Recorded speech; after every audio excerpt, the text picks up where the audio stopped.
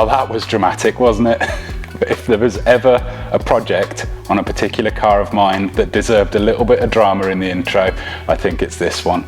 You've already seen just a small glimpse of the carbon airbox that we have on this car. This video is about what it took to get there, or a little bit of what I filmed of what it took to get there. This project got wildly out of hand, which is why you've not seen the car for so long. And it all starts with a video that I posted on the 25th of July 2024, where I'd just mentioned some little ideas that I had for creating a carbon airbox.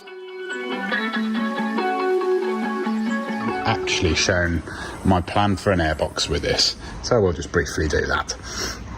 See those there? They're the standard air filters. On the bottom half is an air filter. On the top is a lid that screws down onto that. And my idea is that it's got one of these either side. Remake the lids. Not me, obviously, but somebody who knows what they're doing. Remake the lids with a single outlet and then create an airbox around these trumpets. We've already dyno tuned the length of these for the perfect intake runner length.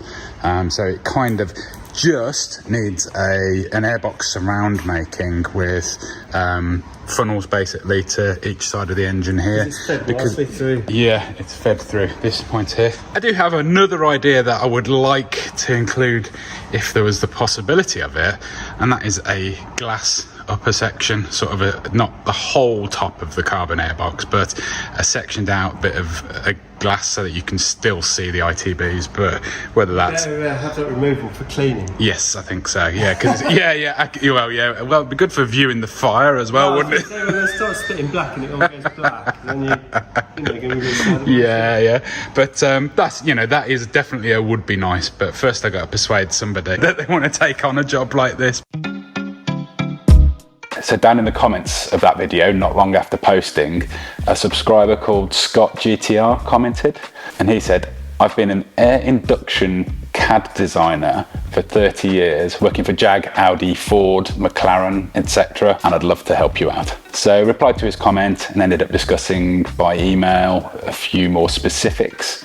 And it was only a matter of days before Scott was keen enough to pop down and start taking some measurements on the car. He actually drove all the way up in his R32 GTR. So as you may have seen with some of my other projects, like the V10 10-into-1 exhaust that we did with Celeritech, we have scanned vehicles before. We've scanned engine bays, we've scanned engines using photogrammetry and traditional scanning. Scott didn't really see the need to do that. He actually looked at this thing and thought, well, that's not that complicated. And I guess if you're working for sort of major manufacturers, then maybe something like this, where there's quite a lot of flexibility in what we can and can't do, was maybe a little bit easier for him, and certainly something that he seemed pretty interested in getting stuck into.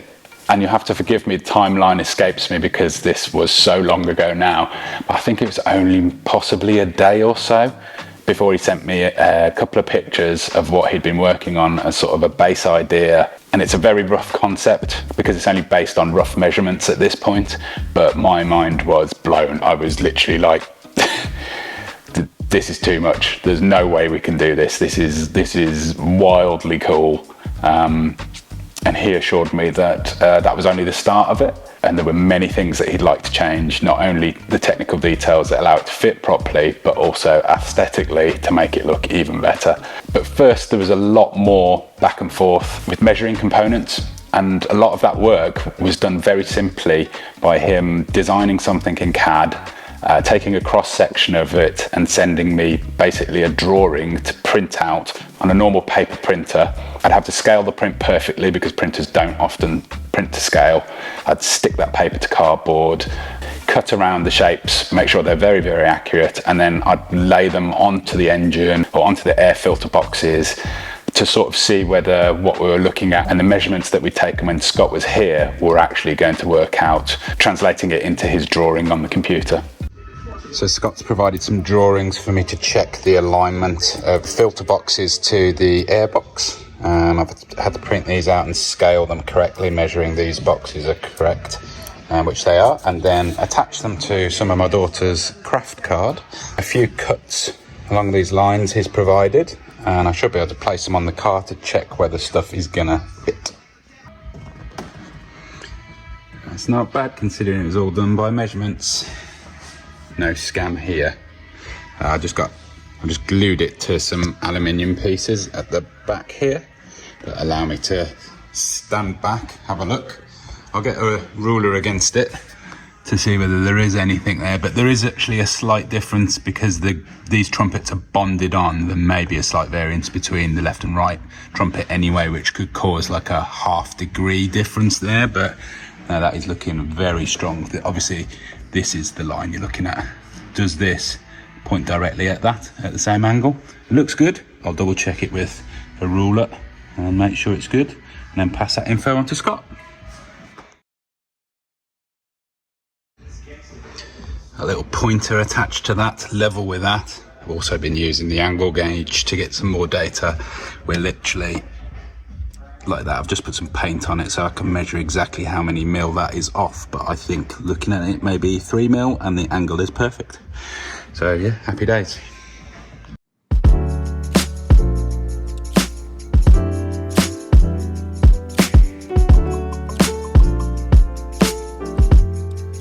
So there's a huge amount of back and forth with printing, discussing, changing the drawing, changing the design, and working out what would and wouldn't work. Still at this point, this is the rough shape, making sure that the airbox fits, that it lines up with where we think the air filter boxes are. And then it was time to actually look at 3D printing some of these test pieces as well to check the alignment of the stagger of the ITBs. Obviously, we'd made the intake with the ITBs. If you haven't already seen videos on this car, the independent throttle body setup that we've got is from an E46 M3 with a very clever adapter manifold that our friend Martin, the machinist, made to convert to the Lamborghini heads.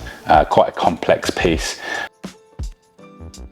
One of the first bits of 3D printing that we wanted to do was just check that that offset between the left ITBs and the right ITBs was correct.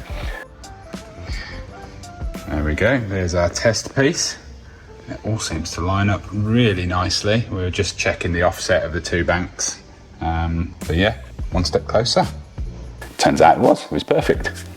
Then one of the other most important parts was the alignment between the airbox itself, the center line of that, and the air filter boxes on the left and right sides of the car. Being a Lamborghini of this era, there's definitely not what you would call a fine tolerance with a lot of this stuff. So you've got some wiggle room in some of the fittings and the way stuff sits. And as expected, that did prove to be quite a big part of the challenge with this, with creating this airbox. But again, lots more 3D printing was done where Scott would send us a cross section of something or a small part of something to print and test. We'd set it running overnight, come back in the morning, test it on there, go yay or nay, and he'd then continue working in the evenings because he still has a real job, and he was doing all of this in his own time outside of work, and then he'd send us the next piece to try.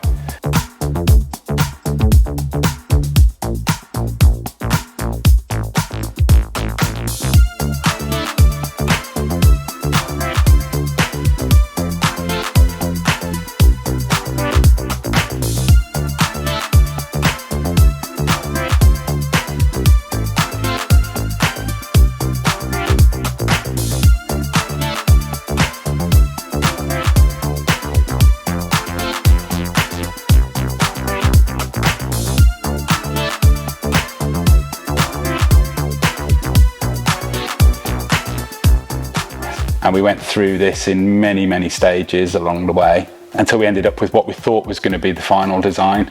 And all throughout this, he'd been tweaking the design aesthetically as well. We'd got what's called the beautification cover designed, and we've measured out the original plaque that was on the engine cover, the carbon engine cover that comes on the LP640. I wanted to retain that. I thought it was a really nice part of the original Lamborghini look, and including it into our carbon airbox I thought would work really well. So at this point we're about 7 months into this project. Scott and I had sent hundreds and hundreds of texts, emails, made phone calls and video calls, shared hundreds of images and files to get to this point here. And despite an almost catastrophic last-minute problem with the engine cover interfering when closed, which required a major redesign and more testing, we were ready to 3D print the final test pieces that would also become the plugs to mould. This is also around the point that Matt from Carbon Class came on board. He was going to make the final pieces in carbon fibre. Scott had kept the moulding process in mind throughout the entire design process, not only in terms of ensuring the parts were released from the moulds, but also keeping as much symmetry as possible to keep down the amount of moulds that were required.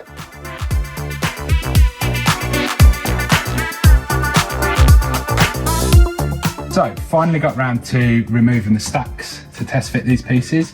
We've got a lovely bit of skirting board chopped up here, which is simulating 20mm rise between the airbox and the throttle bodies. So,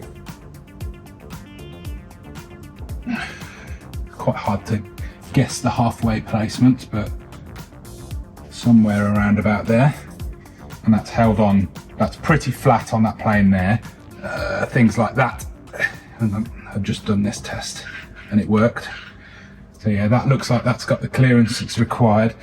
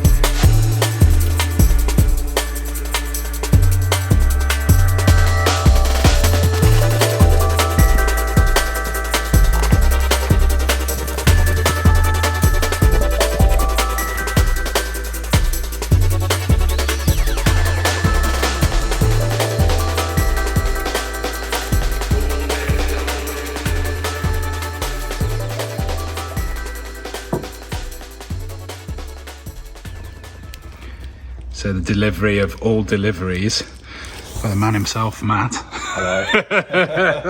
He does like being on camera, but I'm forcing him because this is too cool. Yeah. Dare I ask how many hours? So total, it took about three months. I mean, it looks like it. Let's get it open. Come on, there's a knife there. I'm too excited. I probably should be doing a better job of filming this, but yeah. Oh my god.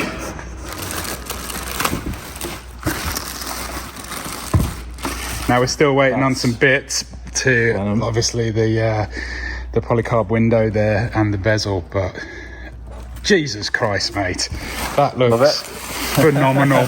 Thank you so much. That's the beautification piece that we've got. That will fit on the front. So I'm right in saying that the amount of hours was in the mould and getting the mould ready. Yeah, that took roughly 2 months. Yeah. So obviously I've got my own work to deal with. But yeah, The man has a business. Managed to get it in there. So obviously that's going to affix there like that. Jesus Christ. It's going to look very nice on that. It looks. I'm worried that it looks too nice for the engine bay now. So I've got other problems to deal with, but that's not a bad problem. My God. But yes, and then here's the air filter covers.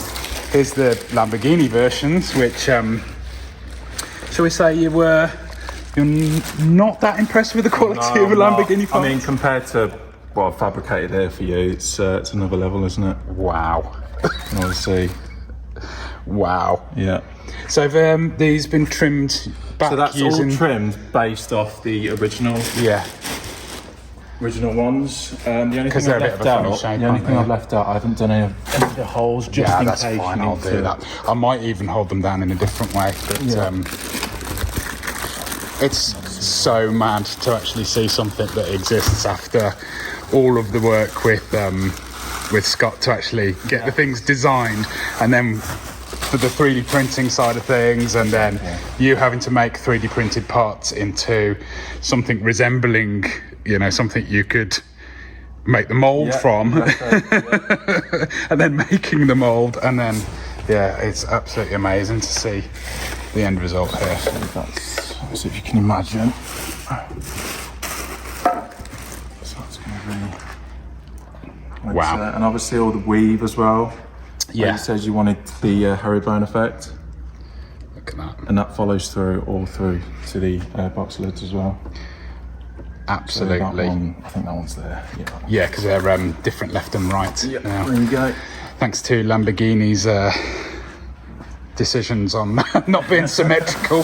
But yeah, like I say, I've got a fair bit of work to do here with the original trumpets going here, which I'm obviously going to need your help with as well. Yeah, but yeah, I've got some working out to do, and then we'll be looking at bonding the original pre-preg trumpets in there with an aluminium boss. Utterly ridiculous. I've got to kind of hold it up in place because the bosses hold it up away from the throttle bodies and away from the throttle motors there. And this piece needs trimming down. We've made it oversized so it can cover as much as possible. But I think you can probably get the idea there that these parts look too good for my engine bay. So cool. Right, I'm going to put them back in the box before I scratch them. I'm going to have to wear white gloves to work on this. Again, can't thank you enough, mate. It's way. I said it to Scott when it was his bit of it. It's way more than I ever expected. What I was looking at was something way more basic than that. And I'll say the same thing to you. Way above and beyond. I can't thank you enough. Thank you very much. For Thank you, mate. Well, hopefully you get to see it and hear it. We'll make certain that happens. But guys, check out Carbon Class. So I figured we'd have a nice little change of scenery. I am filming and editing this video over multiple days. It's a bit of a mammoth task trying to make all this footage from so many months of work come together as one story. So if you have stuck with us and you're enjoying it up to this point, I'd appreciate a like and a comment if you feel up to it. But yeah, anyway, I'm in this side of the workshop. Jay's in the warm side changing a battery on my Ferrari. I digress, let's continue. So while Matt had been making some of the most beautiful carbon pieces that I've seen in my life, I've been trying to solve the problem of a couple of other parts that were missing to complete the project. And number one was the polycarb window, the V-shaped window that Scott had designed. This had obviously been done in CAD, so getting a drawing for the piece to cut out was no problem. I had two pieces cut out and then set about trying to work out how to bend them into that V. And I wasn't expecting it to go well. And I was correct in thinking that. So this was my former for this lovely piece of Lexan. And 2 times heat guns, and a bit of muscle, and a bit of help from Jay. And no good. And nothing happened. Which is kind of what I suspected would be the case, and Scott was the same. Not done anything like this before, but we have a backup plan, or actually this is probably the real plan. We were just trying this one first, and that is to create an oven of sorts using the heat guns. But the job one of this is to actually create the form, because if we're going to droop this properly, I think I've got the data sheet for it, but I think it's 145 degrees C it will droop at. We need to create a metal former for this to droop onto, so we can put it in our homemade oven once we do that. But that means that Jay's going to have to get I don't think Tiggy, you're just going to do a bit of metal, just bend it over that. Yeah. See how we get on anyway. But wasn't quite as easy as I hoped, but I did kind of expect it to be that way. Look at this masterpiece, and the mess we've made of ourselves. Where's Santa? What's on fire, Jay? I don't know yet. I think it's if you touch that. Right. So I probably need to wrap it a bit. Let's have a look at that alloy. I think it's that. It's melted. Oh, is it? Now you can see it's shut down inside. Oh, okay. Give it a poke.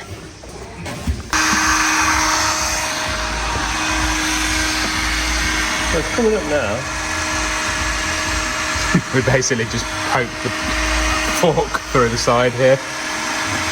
This is our reference for many things. We use this to reference to calibrate water temperature and oil temperature sensors and all sorts. It's brilliant, super accurate.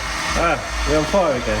It smells a bit. I mean, let's have a look. Is it blowing out the other side now? I guess that's where I see that's sagging down now. Yeah, I just don't know whether that's gonna. Oh, we can pull the silver off. Is this gonna be good enough though? If that's Like 63 degrees, that is. Yeah. Little test, 108 degrees C. Smells warm. It smells warm. We've got a little bit of aluminium in there now. Yeah, I think we're going to just send it. This is the one that we've already, done some stuff to. Pre-wrinkled. Yeah, so we'll see how it goes. I've got another one of these, so this can be our test piece. Simply got to line it up. Yeah, and obviously because it's so wonky, that might be a bit. I might have to put some. Possibly alloy type, but I don't know if it's going to melt to it. It doesn't seem very friendly, does it?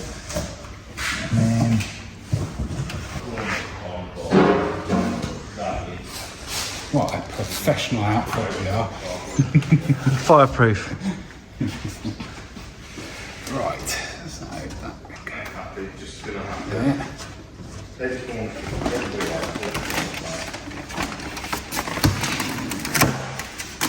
Beautiful.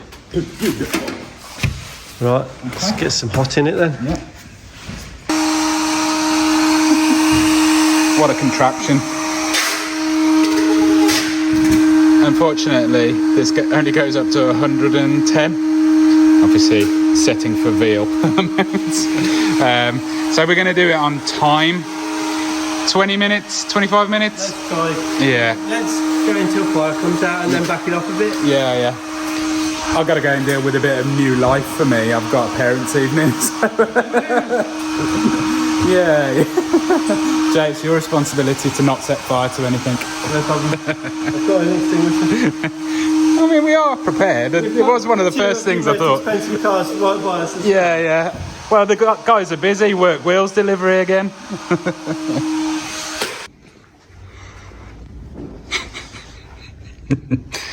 As you can see, that went well. I believe there was a blowtorch involved. Got a plan C, don't worry. So that was attempt 1 and 2, and attempt 3 I don't think I filmed, but we actually bought a specific Lexan heated element that is designed for bending Lexan and plastic and things like that.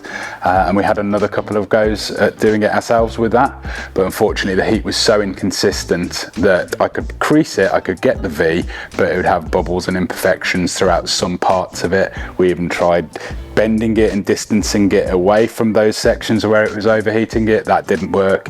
Eventually gave up and decided that we were going to have to call in the professionals. So Scott designed a former, a buck that could be used to create the Lexan, and we had a company make that buck out of wood, and then the Lexan was draped over it at a consistent temperature inside a proper oven. Worked out absolutely perfectly. However, that was one of the major delays in this whole process. I think the company was changing hands at the time or something, but I think getting the actual piece to us took something like 4 months. But that's here now and that's done. Now it's time to deal with the machined parts, and for that obviously we're going to use our friend Martin the machinist. Once again, Scott had designed the outer retaining trim ring that sits on top of the Lexan and sandwiches it to the carbon fibre.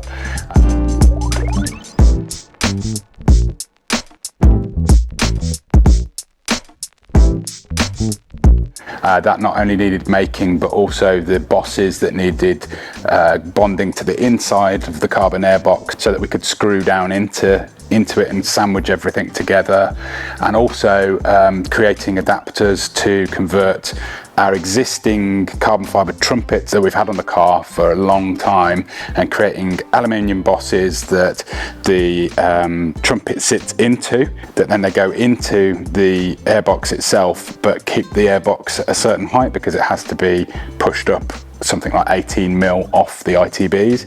It sounds like a relatively simple thing, but it took quite a bit of work to do. But yeah, as usual, Martin came through. Also, Martin has done quite a bit of composite work over the years, which was really convenient. He helped a lot with bonding all the parts into the carbon fibre, including a boss for the original Lamborghini air temp sensor, which sits underneath it so you can't see it. And he and I actually built up all the components on the engine itself, glued everything together, got everything lined up, orientated perfectly on the car in kind of a one chance, if you get this wrong, this glue does not come apart and that whole thing's going in the bin type of thing. So it was more than a little bit tense putting all that together, but once again, through the amazing initial design, then the machining of the parts, the making of the carbon fibre parts, everything was done to such a high standard, and then obviously add in the little bit of obsession and for perfection that all of us have, and luckily it came good, and those pieces were now permanently together and looked absolutely incredible. So we're now on to the last few little jobs. One of them was lighting. I didn't exactly want this thing to be super cheesy Tokyo style Lamborghini, but I figured all the work that had gone into it, having a little bit of light cast from the inside onto the trumpets might work really well. So we had 3 revisions at that as well. The first one you'll see in the dyno video shortly. That was too yellow and too bright. The second version, I changed got Jay to change the lighting strip inside the airbox to a whiter light, and that looked excellent. However, it was still too bright. And then revision 3 was obviously having a dimmer in it, which is what we've got now.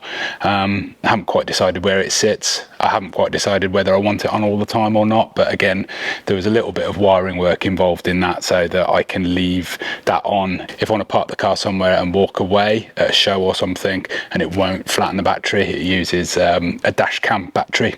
And the third final little job was to cut back the original Lamborghini engine trim panels that are carbon fibre.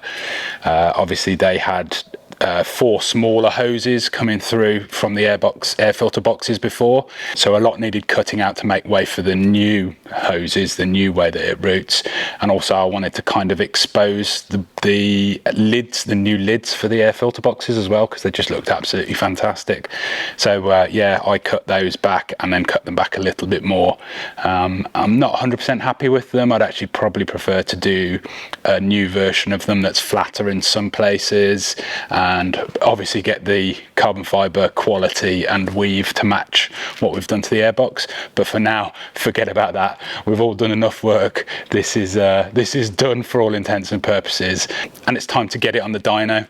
I could have obviously ended the video at the end of the fabrication, but the car needed tuning anyway. I'm not going to use it because it's winter now, but it'd be really nice to have the car kind of complete enough to so as soon as the salt F's off on the roads, I can get the car out and enjoy it for the whole of 2026.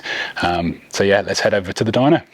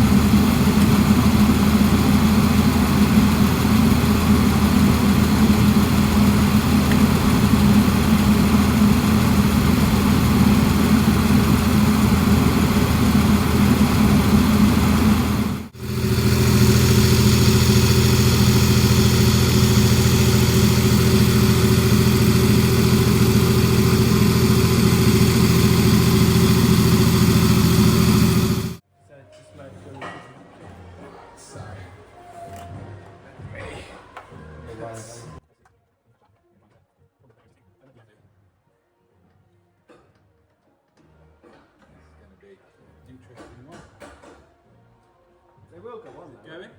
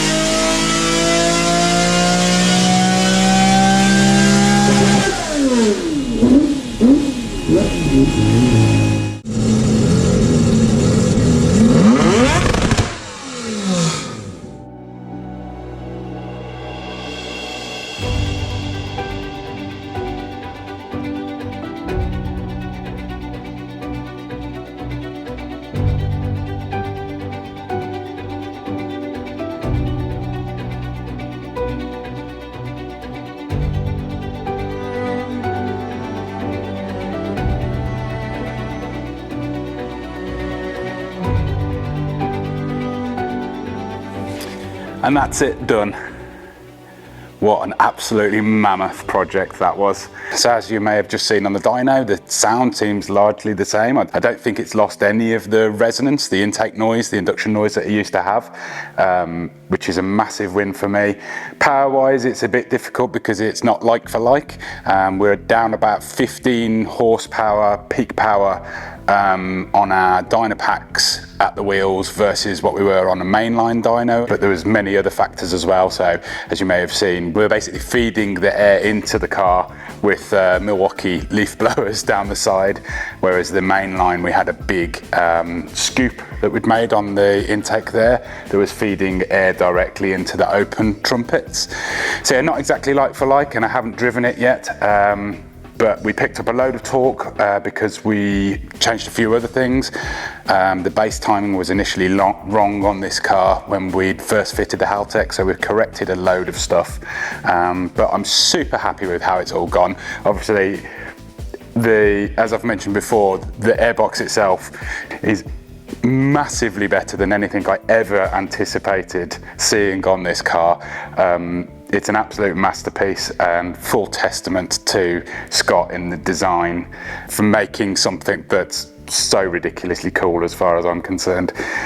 Like I said before as well, I've got a big issue now that it makes the rest of the engine bay look a bit tatty, but I'm just going to have to ignore that because this project has been such a massive thing to take on and to complete. And I hope you guys think I did some justice to showing you what was involved, considering everything was filmed over such a long time. It was a really difficult thing to film and edit this video. It has genuinely taken me about 28 hours at this point. So yeah, do give us a thumbs up, drop us a comment. I'd love to see what you think about maybe making some merch with this airbox on the back of a t-shirt. I think it looks super cool if I can do the right thing. And yeah, like I say, just let me know what you think. And don't forget to give Scott a big thumbs up for this. If anybody needs any CAD design work, I believe he's open to the idea of doing some more freelance work. I have some more work that we might be doing with him down the line on a certain V10 M3, but I'm too exhausted to take that on at the moment. So I'm gonna have a little breather before we start on another huge project. But yeah, and huge thanks to Matt for actually making this real in terms of the carbon fibre work and all the work done to the moulds. Unbelievable level of quality, and that shows through in his other products. So don't forget to go and check out Carbon Class as well.